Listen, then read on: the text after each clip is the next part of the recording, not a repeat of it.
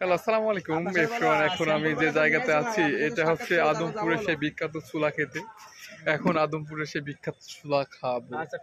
আর আসলে জায়গাটা অনেক সুন্দর। এই যে প্রান্ত আছে আমার সাথে, জায়গাটা অনেক সুন্দর। আসলে আসুক ছোলা, তারপরে খেয়ে যাব। আর এটা হচ্ছে ছাদের উপরে, ভাই সুন্দর একটা পরিবেশ করেছে। বিখ্যাত সেই ভাইরাল ছোলা খাবো, রসুনের ছোলা। এখন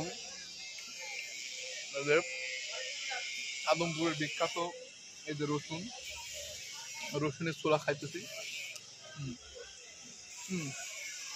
এই যে মজা,